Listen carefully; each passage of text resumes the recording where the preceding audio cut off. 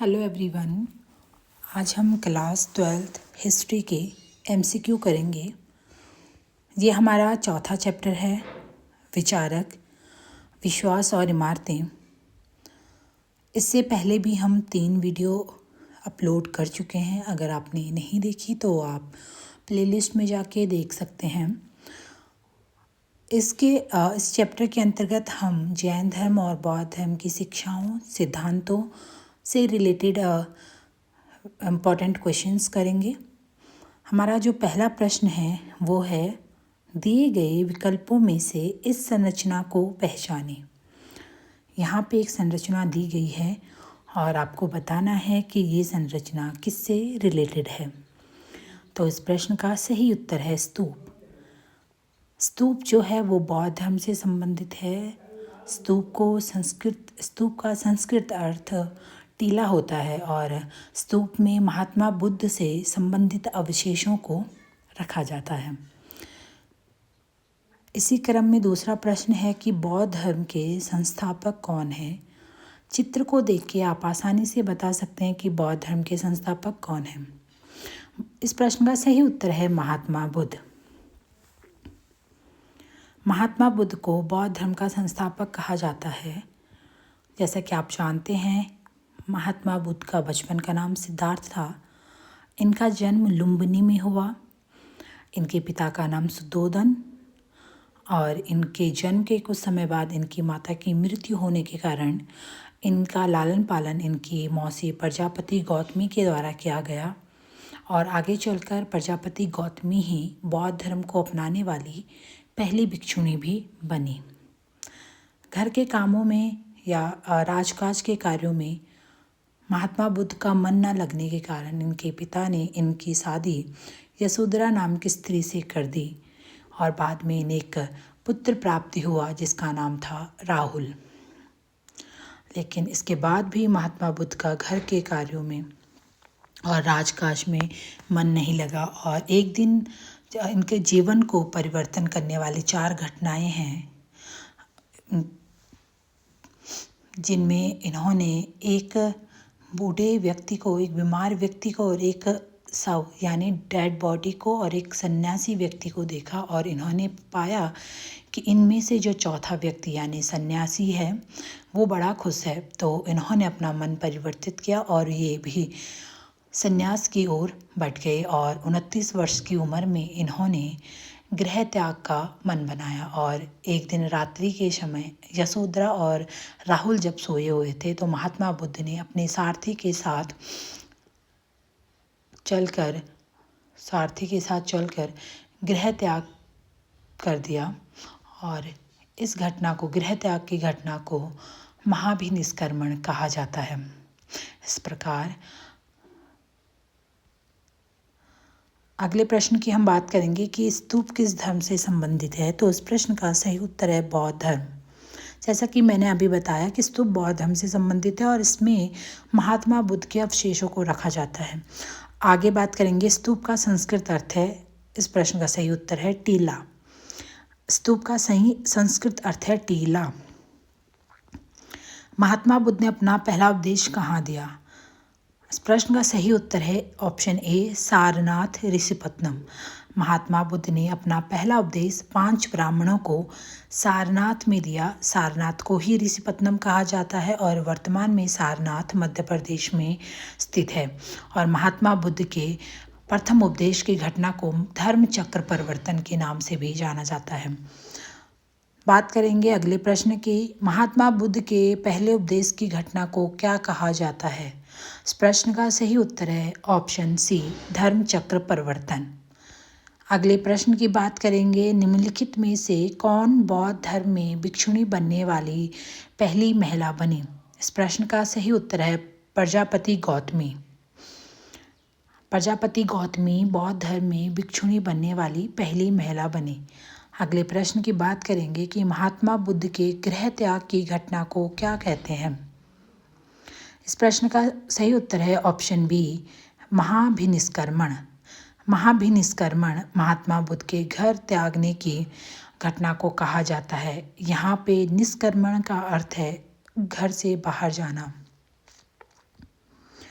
अगला प्रश्न है कि स्तूप में बालकनी जैसी संरचना को क्या कहा जाता है। यहाँ पे स्तूप का एक चित्र दिया गया है जिसमें आप देख सकते हैं स्तूप को चारों ओर से घेरा गया जो एक गेट बना है उसे वेदिका बोलते हैं। और यहाँ पे 4 मुख्य तोरण द्वार आपको दिखाई देते हैं। फिर इसके मध्य में परिदक्षिणा पथ है और ये जो अंडाकार आकृति है इसे अंडही कहा जाता है। और यहाँ पे महात्मा बुद्ध के अवशेषों को रखा जाता है जिसे पवित्र सामग्री कहा जाता है। और अंड के ऊपर एक बालकनी जैसी चौकोर आकृति बनी है जिसे हर्मिका कहा जाता है। और उसके अंदर जो एक आकृति बनी है उसे यष्टि और जो छतरी जैसा है इसे छत्र कहा जाता है। तो इस प्रश्न का सही उत्तर है हर्मिका। स्तूप में जो ये बालकनी जैसी संरचना दिखाई दे रही है उसे हर्मिका कहा जाता है।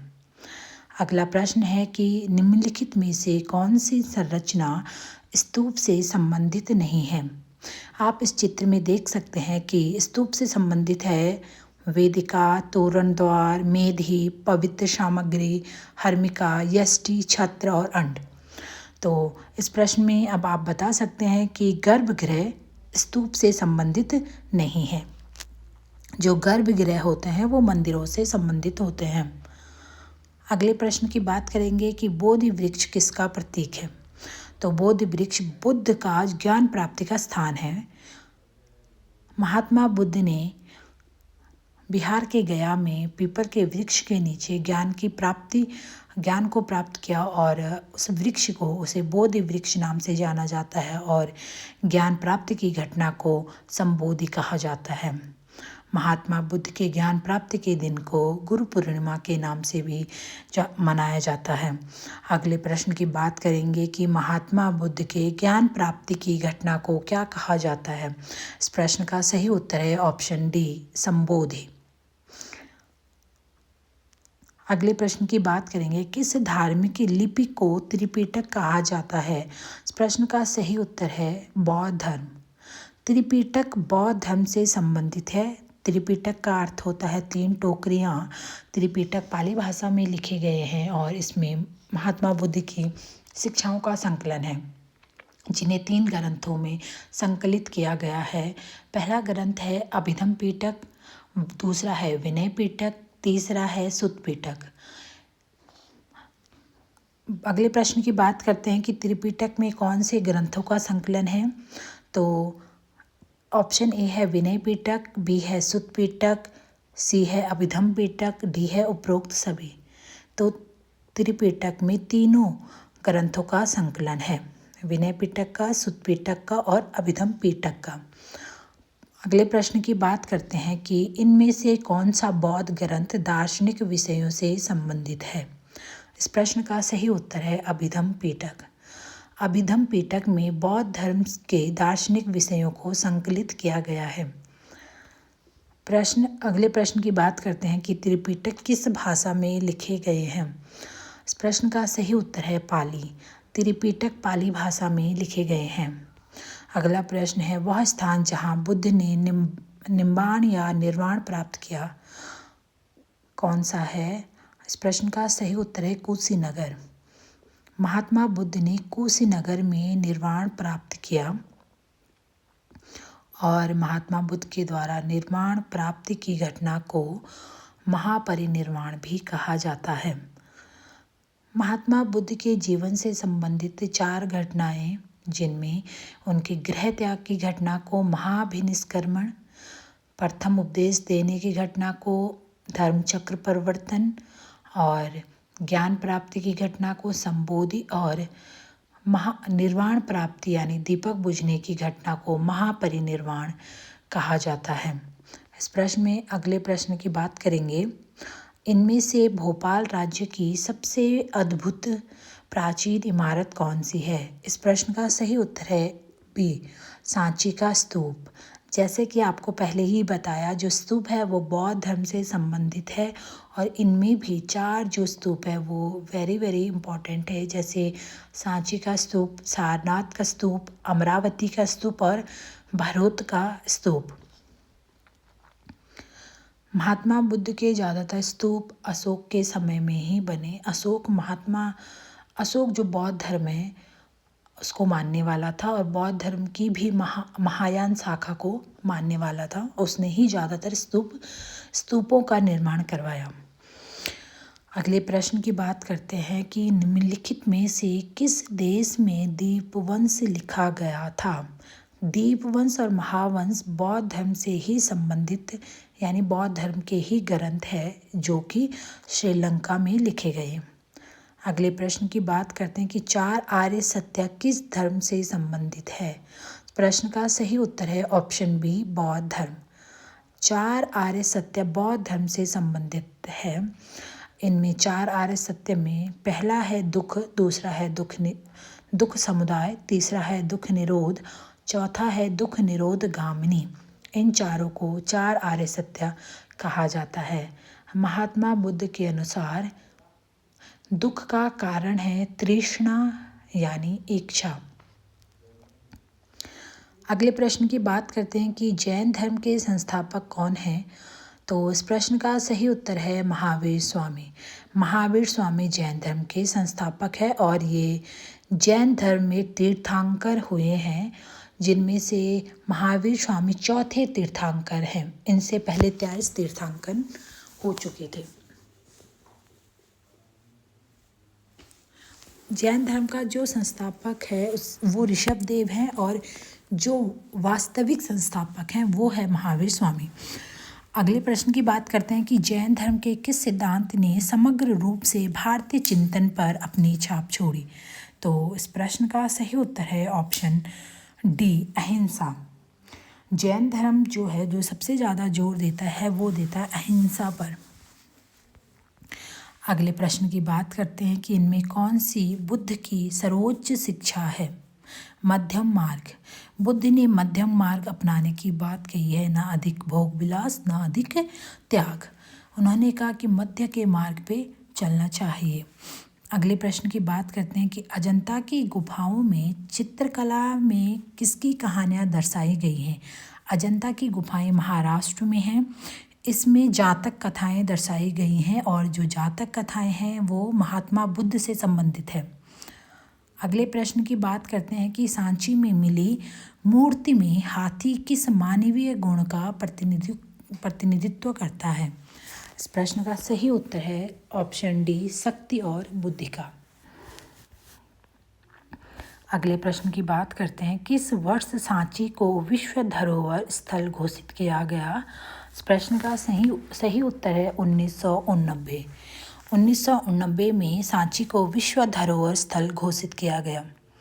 अगला प्रश्न है कि गुफा मंदिर कब प्रमुख हो गए। इस प्रश्न का सही उत्तर है ऑप्शन ए 8वीं शताब्दी में। अगला प्रश्न है कि महावीर से पहले कितने तीर्थंकर हुए। इस प्रश्न का सही उत्तर है ऑप्शन सी 23 तीर्थंकर। अगला प्रश्न है कि निम्नलिखित में कौन सा कथन सही है। बौद्ध धर्म में 4 आर्य सत्य की शिक्षा दी गई है। बी है बौद्ध धर्म में मध्यम मार्ग अपनाने की बात की गई है। तीसरा है बौद्ध धर्म अनात्मावादी है। चौथा है उपरोक्त सभी। तो इस प्रश्न का सही उत्तर है उपरोक्त सभी। जैसे मैंने अभी आपको बताया कि बौद्ध धर्म में 4 आर्य सत्य की शिक्षा दी गई है। 4 आर्य सत्य है दुख समुदाय, दुख निरोध गामिनी। और बौद्ध धर्म ने मध्यम मार्ग अपनाने की बात की गई है। मध्यम मार्ग यानी कि न अत्यधिक भोग विलास और न अत्यधिक त्याग। और जो बौद्ध धर्म है वो अनात्मावादी है, वो आत्मा को नहीं मानता। तो ये तीनों ही ऑप्शन सही हैं। अगले प्रश्न की बात करते हैं कि महावीर और बुद्ध ने किसकी सत्ता पर सवाल उठाया। तो इस प्रश्न का सही उत्तर है वेद। अगले प्रश्न की बात करते हैं कि जैन धर्म के सिद्धांतों के अनुसार निम्नलिखित में से कौन सा कथन गलत है।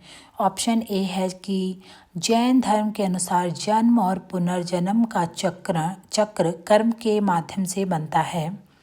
बी है यदि किसी को कर्म के इस चक्र से बचना है तो उसे तप और तपस्या करनी चाहिए। सी है मोक्ष प्राप्त करने के लिए किसी मठ में रहने की आवश्यकता नहीं है। और डी है कि जैन धर्म में अहिंसा के सिद्धांत पर जोर दिया गया और जिसने भारतीय चिंतन पर अपनी छाप छोड़ी है। तो हमें ये बताना है कि इस प्रश्न में कौन सा कथन गलत है। तो उस प्रश्न का सही उत्तर है ऑप्शन सी कि मोक्ष प्राप्त करने के लिए किसी मठ में रहने की आवश्यकता नहीं है। ये वाला जो ऑप्शन है ये गलत है। जैन धर्म में जन्म और पुनर्जन्म के चक्र को कर्म के माध्यम से बनता है, ये भी बताया गया है। और कर्म के चक्र से अगर बचना है तो तप और तपस्या करनी है, ये भी बताया गया। और साथ ही जैन धर्म ने अहिंसा के सिद्धांत पर अधिक जोर दिया है। आगे हम बात करते हैं। प्रश्न है कि बौद्ध धर्म की नई परंपरा को क्या कहा जाता है। तो इस प्रश्न का सही उत्तर है महायान। बौद्ध धर्म में दो परंपराएं हैं, एक है हीनयान, दूसरा है महायान। जो हीनयान को मानने वाले हैं वो बौद्ध महात्मा बुद्ध की शिक्षाओं पर, उपदेश पर अधिक जोर देते हैं, और जो महायान शाखा को मानते हैं वो महात्मा बुद्ध की मूर्ति पूजन पर बल देते हैं। तो जो अशोक है, अशोक भी महात्मा बौद्ध धर्म के महायान शाखा से ही संबंधित था। और आगे चलकर कुषाण शासक कनिष्क भी बौद्ध धर्म की महायान शाखा से ही संबंधित है। अगले प्रश्न की बात करते हैं कि गौतम बुद्ध के बारे में निम्नलिखित में से कौन सा कथन गलत है। यहाँ पे हमें गलत कथन बताना है। ऑप्शन ए है कि गौतम बुद्ध का जन्म 563 ईसा पूर्व नेपाल के लुम्बिनी के प्रसिद्ध उद्यान में हुआ था। बी है बोध गया में सबसे पवित्र बौद्ध स्थलों में से एक है वह स्थान जहाँ पवित्र पीपल के नीचे गौतम बुद्ध को ज्ञान प्राप्त हुआ और वे बुद्ध बन गए। बुद्ध ने अपना पहला उपदेश बोध गया के उत्तर में सांची के हिरण वन में दिया था। डी है भगवान बुद्ध ने 35 वर्ष की आयु में निर्वाण प्राप्त किया जब वे बोध गया में जीवित थे। ऐसा माना जाता है कि उनकी मृत्यु के बाद कुशीनगर में उनका परिनिर्वाण हुआ था। तो इस प्रश्न का उत्तर है ऑप्शन सी कि बुद्ध ने अपना पहला उपदेश बोध गया के उत्तर में सांची के हिरण वन में दिया था। ये ऑप्शन जो है गलत है, क्योंकि महात्मा बुद्ध ने अपना पहला उपदेश सारनाथ में दिया था। अगले प्रश्न की बात करते हैं कि सबसे शानदार स्तूप कहाँ पर स्थित है। तो इस प्रश्न का सही उत्तर है अमरावती। बौद्ध धर्म से संबंधित जो स्तूप है उनमें से सबसे जो शानदार स्तूप है वो है अमरावती का।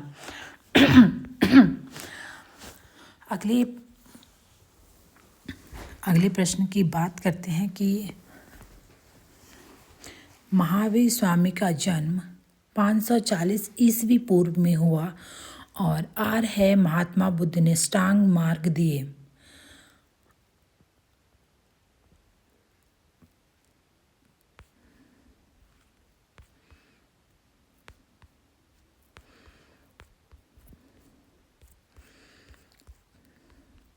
तो इस प्रश्न का सही उत्तर होगा महावीर स्वामी का जन्म 540 ईस्वी पूर्व में हुआ और आर है कि महात्मा बुद्ध ने अष्टांग मार्ग दिए।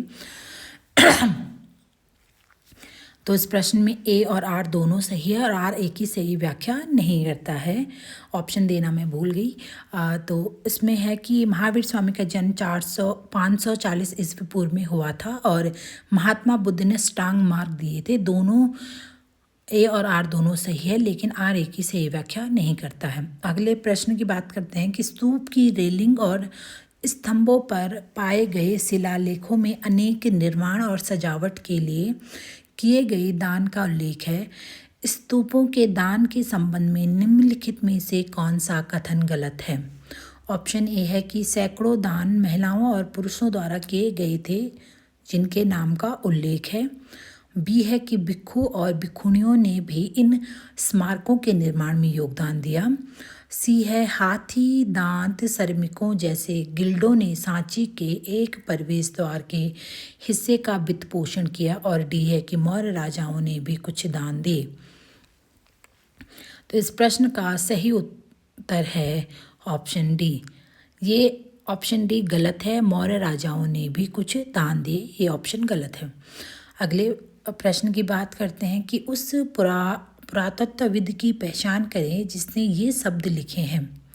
मुझे लगता है कि देश को प्राचीन कला के मूल कार्यों को लूटने की अनुमति देना एक आत्मघाती और अक्षम्य नीति है। इस प्रश्न का सही उत्तर है ऑप्शन ए, एच एच कोल के द्वारा ये बातें कही गई हैं। अगले प्रश्न की बात करते हैं कि वैष्णव धर्म किस धर्म का एक हिस्सा है। तो इस प्रश्न का सही उत्तर है ऑप्शन ए, हिंदू धर्म। वैष्णव धर्म हिंदू धर्म से संबंधित है, यानी उसी का एक हिस्सा है। अगले प्रश्न की बात करते हैं, निम्नलिखित में से कौन सा सुमेलित नहीं है।